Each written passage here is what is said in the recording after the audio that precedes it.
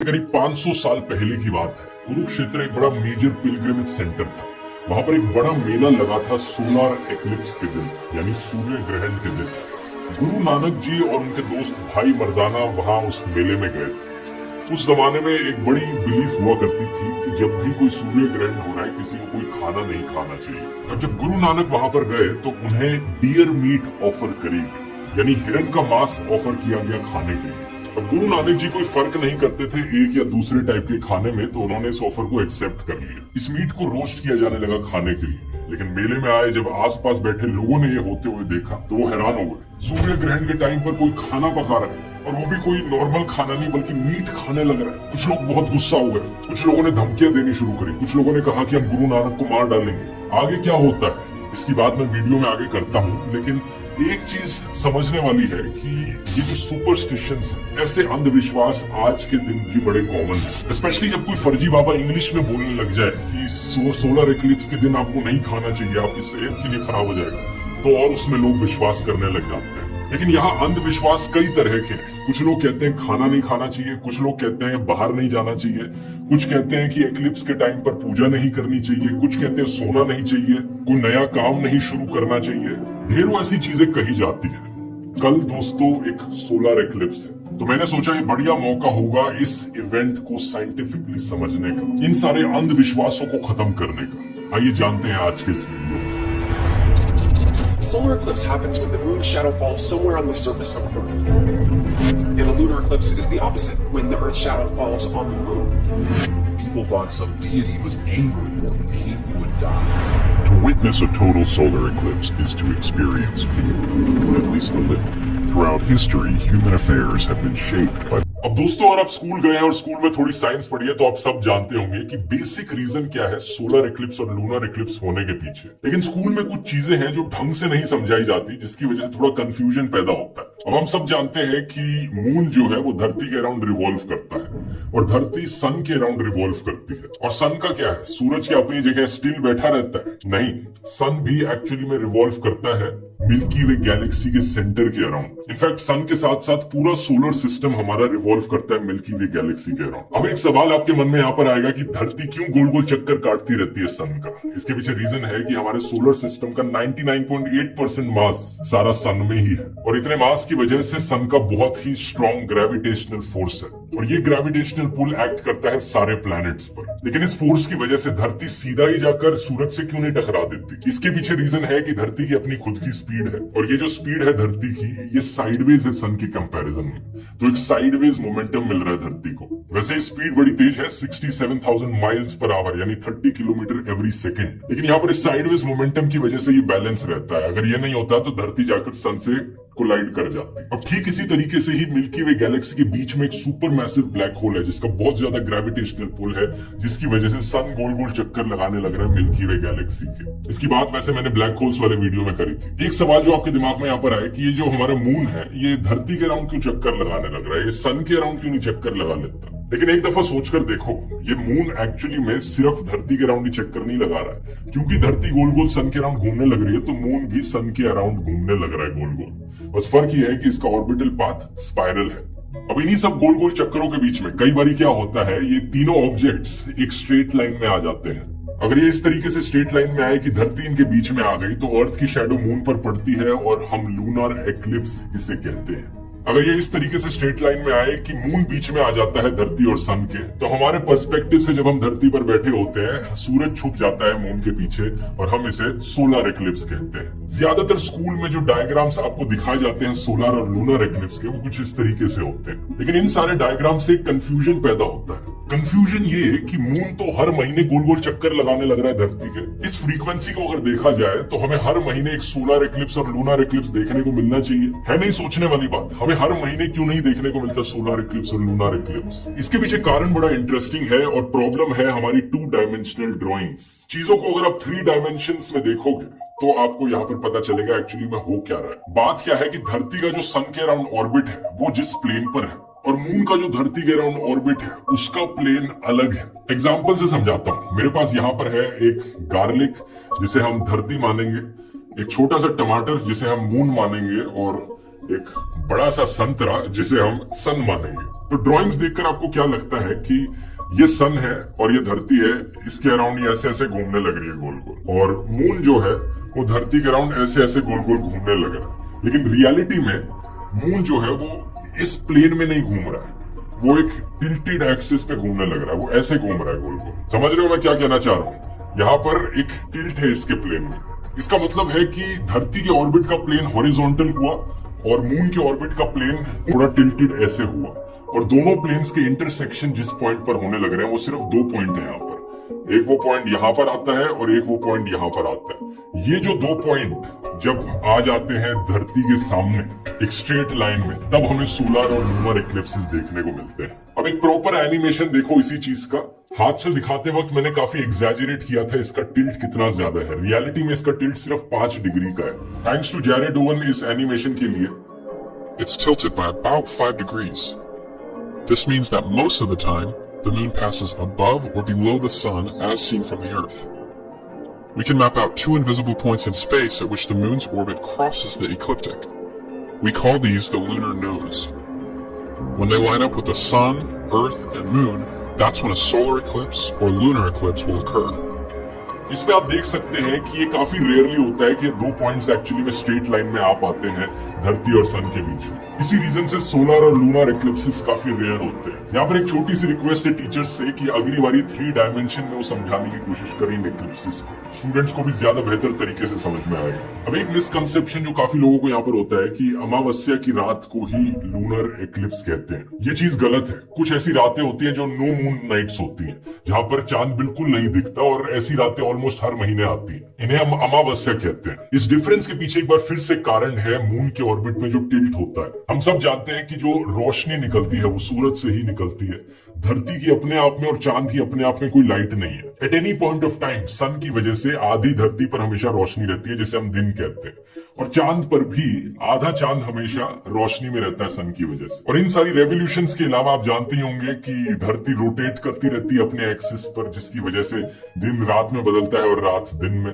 दिन के समय में हमें मून और स्टार्स इसलिए नहीं दिखाई देते सिंपली क्योंकि सन की रोशनी इतनी ज्यादा होती है। लेकिन कभी आपने नोटिस किया हो क्लोजली तो आपने देखा होगा कभी कभी ऐसा होता है कि दिन में भी आपको चांद दिखने लग जाता है। अच्छा, तो अब कारण क्या है कि हर महीने मून के फेजेस बदलते रहते हैं। कई बार फुल मून, कभी हाफ मून, कभी नो मून। इसे आप इस एनिमेशन से समझ सकते हैं। आप देखेंगे कि धरती की रोटेशन की स्पीड कितनी ज्यादा है मून की रिवॉल्व करने की स्पीड से। तो मून कितना दिखने लग रहा है ये डिपेंड करता है कि मून अपने ऑर्बिट में कहां पर है। एक बार फिर से मैं अपना टमाटर और गार्लिक उठाता हूं। इस बार इमेजिन करो हमारा सन वहां पर है, संतरा वहां पर है, तो रोशनी वहां से आने लग रही है। रोशनी वहां से आएगी तो धरती का ये वाला हाफ लाइट में होगा, ये वाला हाफ डार्कनेस में होगा। रात यहाँ पर है, दिन यहाँ है। और मून मान लो इस वक्त इस पोजीशन में, तो मून का भी ये वाला हाफ लाइट में होगा, ये वाला डार्कनेस में होगा। अब अगर आप धरती के इस पॉइंट पर है, आपको मून आधा लाइट में दिखेगा, आधा डार्क में दिखेगा, तो ये हाफ मून हो गया। मून अगर यहाँ पर होता तो सन की वजह से पूरी इस पर रोशनी आने लग रही है, तो हम जब इस पर्सपेक्टिव से देखने लग रहे हैं तो हमारे लिए पूरा फेस इसका लाइट में दिखने लग रहा है। ये फुल मून हो गया। तो लिटरली जब धरती बीच में आती है तब हमें फुल मून दिखता है। अगर मून के ऑर्बिट में कोई टिल्ट नहीं होता तो ये मून यहाँ होने की जगह इस सेम लेवल पर होता धरती के, और फिर हमेशा हर महीने हमें लूनर इक्लिप्स दिखता। लेकिन क्योंकि ये टिल्ट है तो सूरज की रोशनी इस पर पूरी पड़ रही है और हमारी धरती थोड़ी सी नीचे से हमें पूरा दिखने लग रहा है यहाँ पर। और अमावस्या की रात को क्या होता है, मून बिल्कुल इस तरफ आ जाता है और जो रोशनी चांद पर पड़ रही है वो इस हिस्से को लाइट अप कर रही है। तो हमें धरती से ये जो हिस्सा दिखने लग रहा है ये पूरा डार्कनेस में दिखने लग रहा है। हम यहाँ खड़े होकर देख रहे हैं। तो ये पूरा गेम बेसिकली मून के ऑर्बिट के टिल्ट का है। देखा जाए तो ये वही लॉजिक हो गया सिनेमा हॉल में जब आप पिक्चर देख रहे होते हैं बैठकर, प्रोजेक्टर आपके पीछे होता है लेकिन फिर भी पूरे स्क्रीन पर आपको पिक्चर दिख रही होती है क्योंकि प्रोजेक्टर थोड़ा सा ऊपर रखा गया हो। लेकिन अगर आप खड़े होकर प्रोजेक्टर के पास जाएंगे और अपना हाथ ऐसे करने लग जाएंगे तो फिर स्क्रीन छुप जाएगा। अच्छा, एक और माइंड ब्लोइंग चीज यहाँ पर, अभी तक मैंने पूरे वीडियो में कहा था कि मून गोल गोल चक्कर लगाता है धरती के अराउंड, और स्कूल में भी यही पढ़ाया जाता है। लेकिन रियलिटी में मून जो चक्कर लगाता है धरती के अराउंड वो परफेक्ट सर्कल नहीं होता है, वो एक एलिप्टिकल ऑर्बिट होता है। यानी एक ऐसा ऑर्बिट जहां पर कई बारी मून धरती के ज्यादा पास है, कई बारी थोड़ा ज्यादा दूर है धरती से, और धरती एक्चुअली में एग्जैक्ट सेंटर में नहीं है मून के ऑर्बिट के। तो इसकी वजह से दोस्तों दो तरीके के सोलर एक्लिप्सेस हो सकते हैं। एक होता है एन्युलर सोलर एक्लिप्स, जिसे कहा जाता है रिंग ऑफ फायर एक्लिप्स। ये वो सोलर एक्लिप्स है जब मून का ऑर्बिट धरती से ज्यादा दूर होता है। दूर होने की वजह से हमें सन के चारों तरफ की बाउंड्री दिखती रहती है, ऐसा लगता है कि एक आग का रिंग बन गया। और इसके दूसरे वाला होता है टोटल सोलर एक्लिप्स, जब मून पूरी तरीके से सन को कवर कर देता है। ये तभी हो सकता है जब मून धरती के ज्यादा पास हो। तो जब ऑर्बिट धरती के ज्यादा पास होता है इसका, तब ये टोटल सोलर एक्लिप्स होता है और सन पूरी तरीके से छुप जाता है मून के लिए। तो ये तो हुई एक्लिप्सिस की साइंस। अब बात करते हैं दोस्तों एक्लिप्सिस के इतिहास की और कल्चरल इंपैक्ट की। इतिहास में एक लंबे समय से एक्लिप्सिस ने चौंका कर रखा है इंसानों को। साल 1200 बीसी की कुछ स्क्राइब्स हैं जो चाइना में पाई गई थी, जिसमें लिखा गया है the sun has been eaten. इससे भी पहले की बात करें तो आयरलैंड में स्टोन कार्विंग्स मिली है जो 5000 साल पुरानी है, जिन्हें एक्सपर्ट्स कहते हैं कि वो पहली विजुअल रिप्रेजेंटेशन है एक एक्लिप्स की। पत्थरों पर एक एक्लिप्स बनाने की कोशिश करी थी। आज के दिन हम एक्लिप्सिस की साइंस जानते हैं, लेकिन ये पहली बार एक इंडियन मैथमेटिशियन 23 साल के आर्यभट्ट ने पता लगाया था साल 499 एडी में कि एक्लिप्सिस के होने के पीछे कारण है धरती और चांद की शैडोज। बिहार के एक गांव में इन्होंने सन टेम्पल में एक ऑब्जर्वेटरी बनाई थी ये चीज करने के लिए। आर्यभट्ट के समय से पहले लोगों की कॉमन नॉलेज होती थी कि एक्लिप्स होने का मतलब है कि हमारे सूरज को किसी राक्षस ने निगल लिया है। कहानी कुछ ऐसी थी कि देवता और असुर ने एक समुद्र मंथन किया अमृत पाने के लिए। जब अमृत का मटका निकला तो भगवान विष्णु ने मोहिनी का रूप लिया और ये अमृत देवताओं को पिलाया जा रहा था। इस समय पर एक असुर जिनका नाम था स्वर भानु, वो देवताओं के बीच में बैठे थे और उन्होंने अमृत पी लिया। जैसे ही ये चीज भगवान विष्णु को पता चली तो उन्होंने उसका सर काट दिया। उसके सर को हम कहते हैं राहु और उसकी बॉडी को कहते हैं केतु। और इस माइथोलॉजी के अकॉर्डिंग ये राहु और केतु ही एक्चुअली में सूरज को निगलते हैं। इस कहानी को मेंशन किया गया है ऋग्वेद मंडल 5 हिम 40 श्लोक 5 से 9 तक लेकर। सिमिलरली ये चीज आपको बुद्धिस्ट रिलीजियस टेक्स्ट में मिल जाएगी, जहाँ कहा जाता है कि राहु ने सन को गॉबल अप कर लिया। और इतना ही नहीं, ऐसी कहानियां ऑलमोस्ट हर कल्चर में, हर तरह के देश में, एंशिएंट दुनिया में पाई गई है। चाइना में माना जाता था कि एक सेलेस्टियल ड्रैगन सन और मून को खा जाते हैं। नेटिव अमेरिकन की एक ट्राइब थी, उनकी माइथोलॉजी के अकॉर्डिंग होता था कि एक काली गिलहरी सूरज को खा रही है। वियतनाम में एक मेंढक सूरज को खाता था। साउथ अमेरिका के एंडिस रीजन में एक शेर या प्यूमा खाता था। एंशिएंट ग्रीक माइथोलॉजी में लॉर्ड ज़्यूस पर ब्लेम डाला जाता था। मेक्सिको में जो मायन लेजेंड था वो सांप और इंसेक्ट्स जैसे दिखने वाले राक्षसों पर ब्लेम डालते थे। अफ्रीका के जो टोगो और बेनिन के देश है, वहां पर माना जाता था कि जो इंसान एक दूसरे से गुस्सा करने लग रहे हैं और लड़ने लग रहे हैं, इसकी वजह से सन और मून गायब हो जाते थे। ये एक्लिप्स होना इतना बड़ा इवेंट होता था कि लोगों को बुरी तरीके से डरा कर रख देता था। उन जमानों में हर तरह के लोग बहुत ज्यादा डरते थे एक्लिप्सिस से, क्योंकि वो कोई एक्सप्लेनेशन नहीं थी उनकी इसको लेकर। बाकी सारी चीजों में पैटर्न्स ढूंढने आसान थे कि हर दिन यहाँ पर सूरज निकलता है, ढलता है,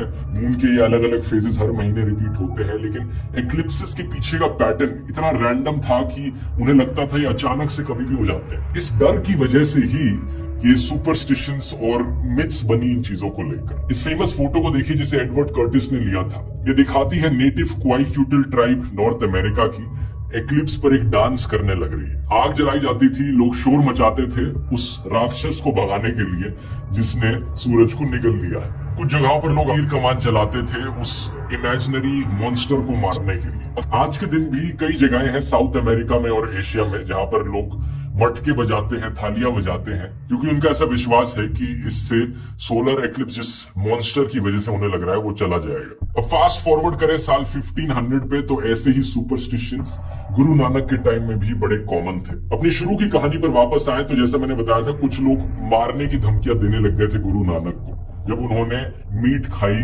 एक्लिप्स के टाइम पर। तो जब गुस्से से भरी भीड़ गुरु नानक के पास गई तो गुरु नानक ने उन्हें कहा कि एक्लिप्सिस सिंपली एक सेलेस्टियल फिनोमेना है जो होते हैं अर्थ और मून की शैडोज की वजह से। उन्होंने कहा कि अगर तुम मुझे मारना चाहो मार सकते, लेकिन जरा ये सोचकर देखो, तुम तुम लोगों को लगता है कि एक जानवर को मारना गलत चीज है, हिरन को मार के खाना गलत चीज है एक्लिप्स के टाइम पर, तुम तो इंसान को मारने जा रहे हो, वो तो उससे भी खराब चीज होनी चाहिए। ये सुनकर भीड़ पीछे हट जाती है और एक बड़ी डिबेट होती है गुरु नानक और एक कंजर्वेटिव आदमी के बीच में। यहाँ पर दोस्तों गुरु नानक अपनी फेमस पोएम कंपोज करते हैं, मास मास कर मूर्ख झगड़े, ज्ञानो ध्यानो नहीं जाने। ये पोएम आपको मिल जाएगी गुरु ग्रंथ साहिब के पेज 1289 पर। आज के दिन भी ये पोएम कितनी रेलेवेंट है, इसका लिंक मैं नीचे डिस्क्रिप्शन में डाल दूंगा ताकि आप जाकर पढ़ सको। हैरानी की बात यह है दोस्तों कि आज से कई हजारों साल पहले आर्यभट्ट ने एक्सप्लेन कर दिया, गुरु नानक जी ने एक्सप्लेन कर दिया, उसके बाद नासा इंसानों को चांद तक ले गया, और फिर भी आज 2022 में लोग ये सुपरस्टिशंस बनाते हैं, ऐसे अंधविश्वासों में यकीन करते हैं। ये मीडिया में देखो कैसे आर्टिकल्स छापे जाते हैं, सूर्य ग्रहण पर बन रहा खतरनाक चतुग्रही योग, इन 3 राशि वालों पर लाएगा संकट। भाई जरा मैं भी देखूं कौन सी राशि वाले हैं ये। उप्स, ये तो तुला राशि है, लिब्रा जो कि मैं भी हूँ। देखते हैं क्या प्रिडिक्शन करी है इन्होंने मेरे बारे में। चूंकि तुला राशि में ही सूर्य ग्रहण लग रहा है, इन जातकों को बहुत संभल कर रहने की जरूरत है। दुर्घटना हो सकती है, चोट लग सकती है, तनाव हो सकता है, कामकाज को लेकर अलर्ट रहे। कितनी कॉमेडी चीज है ना ये एस्ट्रोलॉजी की प्रिडिक्शंस। इनके हिसाब से कल मेरा कोई एक्सीडेंट हो सकता है। इंटरेस्टिंग चीज ये है कि जो लोग इन प्रिडिक्शंस में मानते हैं, उनके साथ कुछ भी हो वो इनमें यकीन करेंगे। मान लो एक अंधविश्वासी आदमी ने प्रिडिक्शन पढ़ी, वो देखकर कहेगा चलो मैं केयरफुल रहूंगा, कल अगर उसके साथ कुछ नहीं हो तो उसे लगेगा कि थैंकफुली मैंने ये प्रिडिक्शन पढ़ ली थी इसलिए मैं बचा रहा, थैंक्स टू ये एस्ट्रोलॉजी की प्रिडिक्शन। लेकिन कल अगर उसके साथ कुछ गलत हो जाए, कोई एक्सीडेंट या वैक्सीडेंट हो जाए, तो वो कहेगा कि देखा एस्ट्रोलॉजी प्रिडिक्शन ने बताया था, मेरे साथ हो गया, ये सही है। मतलब कुछ हो या ना हो, जो लोग अंधविश्वासी हैं उनके लिए ये प्रिडिक्शन हमेशा सही रहेगी। एस्ट्रोलॉजी को लेकर वैसे मैंने एक बहुत डिटेल्ड वीडियो बनाया था आज से 3 साल पहले करण सिंह के साथ, ये वाला। इसको अगर नहीं देखा, बड़ा इंटरेस्टिंग वीडियो, ऐसे भी देख सकते हो, इसका भी लिंक मैं नीचे डिस्क्रिप्शन में डाल दूंगा। तो इन प्रिडिक्शन से हटके कुछ लोगों का अंधविश्वास होता है कि बाहर मत जाओ एक्लिप्स के टाइम पर। कहते हैं कि स्पेशली प्रेग्नेंट औरतों को बाहर नहीं जाना चाहिए क्योंकि सन की तरफ से कोई बड़ी हार्मफुल रेडिएशन आती है, एक स्पेशल तरीके की हार्मफुल रेडिएशन। लेकिन जरा थोड़ा लॉजिक अप्लाई करके देखो, जो मैंने आपको यहाँ पर प्लैनेटरी बॉडीज के ऑर्बिट्स के साथ दिखाया, कोई तुक बना कि एक स्पेशल तरीके की रेडिएशन आएगी सन से, बस इसलिए क्योंकि चांद की शैडो बीच में आ गई है वहां पर। चांद तो वैसे भी इतने गोल गोल चक्कर काटे जा रहे हैं, बस हमारे पर्सपेक्टिव से एक पॉइंट ऑफ टाइम पर चांद की शैडो बीच में आ गई, इसलिए स्पेशल रेडिएशन रिलीज हो जाएगी। सच बताऊं तो सूरज को कोई फर्क नहीं पड़ता। सूरज कोई इंसान नहीं है जो देखकर बोलेगा कि हाँ भाई आज मून सामने आ गया धरती के, तो चलो नई रेडिएशन छोड़ता हूं मैं। सेम चीज एप्लीकेबल है दोस्तों बाकी और अंधविश्वासों को लेकर कि खाना नहीं खाना चाहिए एक्लिप्स के दौरान। और कोई फर्जी बाबा इंग्लिश में खड़े होकर बोलता है कि खाना ज्यादा जल्दी तेजी से बासी होने लग जाता है एक्लिप्स जब होता है, और इसको डेमोन्स्ट्रेट करने के लिए उससे भी बड़ा फर्जी एक्सपेरिमेंट करता है वो फर्जी बाबा। वो खाने का एक बोल लेकर आएगा और दिखाएगा, माला पकड़ेगा उसके ऊपर और कहेगा कि देखो ये कैसे गोल गोल घूमने लग रही है माला, फिर उस माला को दूसरी तरफ गोल गोल घुमाकर कहेगा कि देखो खाना बासी हो गया। इतनी रिडिकुलस चीज को तो क्या डिबंक करूं मैं तो बस ये कहूंगा, दाल में कुछ काला नहीं है बल्कि पूरी दाल ही काली है। इसके अलावा कुछ लोगों का सुपरस्टिशन होता है कि कोई नया काम नहीं शुरू करना। क्यों भाई, क्या सूरज आकर आपसे ये कहेगा कि आज रमेश भाई ने नई जॉब एप्लीकेशन डाली है तो मैं इसका खेल बिगाड़ दूंगा। यहाँ पर मुझे एक स्वामी विवेकानंद का कोट याद आता है, अगर कोई तारा मेरी लाइफ को डिस्टर्ब करता है तो वो 2 कौड़ी का नहीं है।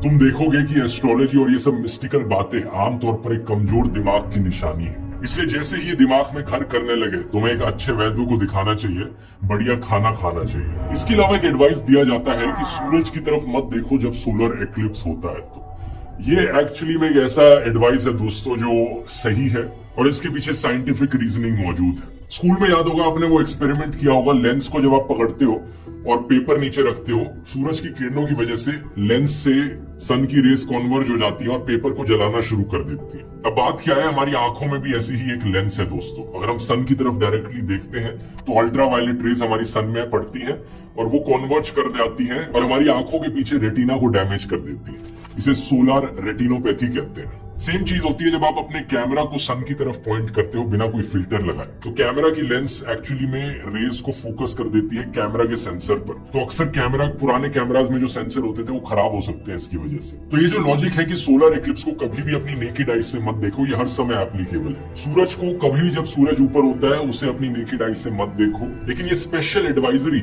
एक्लिप्स के टाइम पर ही जारी करी जाती है क्योंकि आमतौर पर कोई सूरज की तरफ देखता नहीं है। सोलर इक्लिप्स एक बड़ा इवेंट होता है तो हर कोई सूरज की तरफ देखना चाहता है, इसलिए कुछ सेफ तरीके हैं सोलर इक्लिप्स को देखने के। सबसे पहला है आप सोलर फिल्टर्स का इस्तेमाल कर सकते हो। इन्हें इक्लिप्स ग्लासेस कहा जाता है। स्पेशली सोलर इक्लिप्स के लिए ग्लासेस बनाए जाते हैं जो इंटरनेशनल सेफ्टी स्टैंडर्ड से कंप्लायंट हो। इनको पहनकर आप देख सकते हो। दूसरा है कि आप टेलीस्कोप से देखो जिसमें सोलर फिल्टर लगाओ, वो भी अच्छा तरीका है। तीसरा, एक्सपर्ट सजेस्ट करते हैं कि जो वेल्डिंग के ग्लासेस होते हैं अगर उनका सफिशिएंटली हाई नंबर है, जैसे कि वो शेड 12 या उससे ज्यादा के हैं, तो उन वेल्डिंग के ग्लासेस के थ्रू सोलर इक्लिप्स को देखना ठीक है। और फाइनली, अगर आप किन्हीं ग्लासेस का इस्तेमाल नहीं करना चाहते तो आप पिन होल प्रोजेक्शन से इक्लिप्स को देख सकते हैं। किसी भी पेड़ की छांव में जाइए और पेड़ के जो पत्ते हैं उनकी वजह से छोटे छोटे पिन होल्स क्रिएट हो जाते हैं, तो उन पत्तों की जो परछाई पड़ेगी नीचे, उनमें आप सोलर इक्लिप्स को होते हुए देख सकते हैं। कल जो सोलर इक्लिप्स है वो पार्शियल सोलर इक्लिप्स है, तो पूरा नहीं दिखेगा आपको, लेकिन जितना भी मून एक्चुअली में कवर करेगा सन को वो आपको दिख जाएगा कुछ इस तरीके से। तो ओवरऑल सोलर इक्लिप्स एक बहुत रेयर इवेंट है, इसे एंजॉय कीजिए। मुझे तो बचपन से ही काफी एक्साइटिंग लगते थे इवेंट्स कि दिन के समय में सूरज को पूरा